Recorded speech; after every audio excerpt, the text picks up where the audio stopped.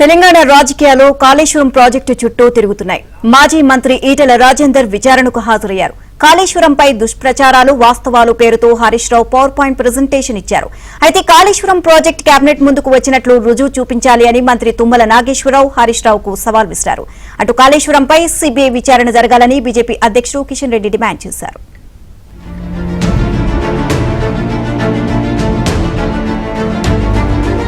తెలంగాణ భవన్లో కాళేశ్వరం ప్రాజెక్టుపై power point presentation సందర్భంగా కేటీఆర్ మాట్లాడారు. ప్రాజెక్టుపై కాంగ్రెస్, బీజేపీ దుష్ప్రచారం చేస్తున్నాయి అని అన్నారు. తెలంగాణలో కమిషన్ల పాలన సాగుతుంది అని కేటీఆర్ ఆరోపించారు. గోదావరిలో అటు కృష్ణలో ప్రతి నీటి బొట్టును వడిసిపట్టి ఒక్క చుక్క నీటిని వదలకుండా కాళేశ్వరం లాంటి ప్రాజెక్టు కాలంతో పోటీపడుతూ కట్టినా, అట్లాగే పాలమూరు రంగారెడ్డి ఎత్తిపోతల పథకాన్ని దాదాపు 90% పూర్తి చేసిన, సీతారామ ప్రాజెక్టును కూడా 90% పూర్తి చేసి కృష్ణలో గోదావరిలో ఒక్కొక్క నీటి బొట్టును వడిసిపట్టి తెలంగాణ రైతాంగానికి, తెలంగాణ ప్రజల ప్రయోజనాల కోసం నిరంతరం పనిచేసింది కేసీఆర్ ప్రభుత్వం. కానీ ఈరోజు నీళ్లు, నిధులు, నియామకాలు అనే ట్యాగ్లైన్ ఎక్కడో పోయింది. ఇవాళ ఏం జరుగుతుంది రాష్ట్రంలో అంటే నిందలు, దందాలు, చందాలు. బీఆర్ఎస్ మీద నిందలు, బీఆర్ఎస్ మీద నిందలు, బిల్డర్లతో కాంట్రాక్టర్లతో దందాలు, రాహుల్ గాంధీకి చందాలు. ఇది ఇవాళ ఈ కాంగ్రెస్ ప్రభుత్వం చేస్తున్న పని. ఆ తర్వాత కాళేశ్వరం ప్రాజెక్టుపై దుష్ప్రచారం వాస్తవాలు అనే పేరుతో Harish Rao power point presentation ఇచ్చారు. ఈ ప్రాజెక్టు ద్వారా 20.33 లక్షల ఎకరాలకు నీరు అందించామని తెలియజేశారు. కాళేశ్వరం ప్రాజెక్టుకు మహారాష్ట్ర అభ్యంతరం చెప్పకుండా చర్చలు జరిపామని, ప్రభుత్వం ఏర్పడిన 45 రోజులకే మహారాష్ట్రకు వెళ్లి చర్చించి ఒప్పించామని, మేడిగడ్డ బ్యారేజీలో 2 పిల్లర్లు కుంగితే మొత్తం కాళేశ్వరం ప్రాజెక్టు కూలినట్లు కాంగ్రెస్ నేతలు చెబుతున్నారని హరీష్ రావు అన్నారు. కాంగ్రెస్ కు రాష్ట్ర ప్రయోజనాల కంటే రాజకీయ ప్రయోజనాలే కావాలి అన్నారు. ఈ కాళేశ్వరం మీద కేవలం రాజకీయాల కోసం కాంగ్రెస్ పార్టీ దుష్ప్రచారం చేయడం కోసం, బురద జల్లడం కోసం, రాజకీయ లబ్ధి పొందడం కోసం ఈ ప్రాజెక్టును మరమ్మతు చేయకుండా తాత్సారం చేసే ప్రయత్నం చేస్తుంది. అంటే రాష్ట్ర ప్రయోజనాల కంటే రాజకీయ ప్రయోజనాల మీదనే కాంగ్రెస్ పార్టీ ఎక్కువ దృష్టి పెడుతూ బురద జల్లే ప్రయత్నం చేస్తుంది. ఆ 3 బ్యారేజీల్లో ఒక బ్యారేజీలో 2 పిల్లర్లు మాత్రమే కుంగాయి.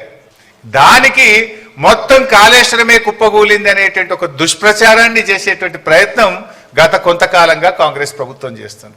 మరోవైపు కాళేశ్వరం కమిషన్ విచారణపై హరీష్ రావు కీలక వ్యాఖ్యలు చేశారు. విచారణకు హాజరవుతానని తెలియజేశారు. కాళేశ్వరం కమిషన్ కు తాము భయపడుతున్నామని రేవంత్ రెడ్డికి ఎవరు చెప్పారని ప్రశ్నించారు. కాళేశ్వరం కమిషన్ ముందు వాస్తవాలను ఉంచుతామన్నారు.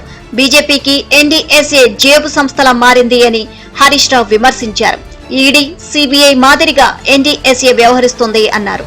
కాళేశ్వరం ప్రాజెక్టు సబ్ కమిటీపై ఈటెల, తుమ్మల కూడా సంతకం చేశారు అని అన్నారు హరీష్ రావు. మరోవైపు కాళేశ్వరం కమిషన్ కు ఈటెల రాజేందర్ అసత్యాలతో కూడిన వాంగ్మూలం ఇచ్చారు అన్నారు మంత్రి తుమ్మల నాగేశ్వరరావు. హరీష్ రావు అబద్దాల హరీష్ రావుగా మారారు అని విమర్శించారు. కాళేశ్వరం కేబినెట్ ముందుకు వచ్చినట్లు రుజువు చూపించాలి అని ఆయన డిమాండ్ చేశారు.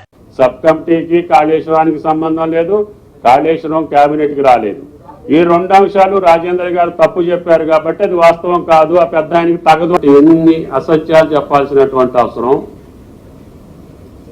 ఇంత అవాస్తవాలు చెప్పాల్సినటువంటి అవసరం ఎంపీ గారికి ఎందుకు వచ్చిందో పునఃపరిశీలించుకోవాల్సినటువంటి అవసరం ఉంది. నాకు అబద్ధం ఆడాల్సిన అవసరం లేదు.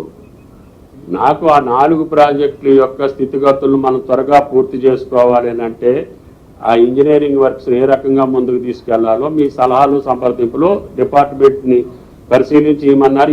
ఇచ్చిన రిపోర్ట్ కూడా నా దగ్గర ఉంది.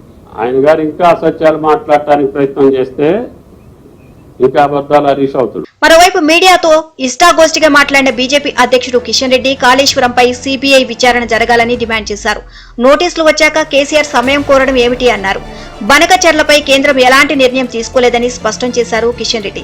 దీనిపై సీఎం రేవంత్ రెడ్డి తక్షణమే కేంద్రానికి లేఖ రాయాలని సూచించారు. గోదావరి జలాల్లో కేంద్రం తెలంగాణకు అన్యాయం చేయదన్నారు. డిపిఆర్ ఇంకా మొదలుపెట్టలేదని కిషన్ రెడ్డి చెప్పారు. దీనిపై కేంద్ర జలశక్తి నిర్ణయం తీసుకుంటుంది అని అన్నారు.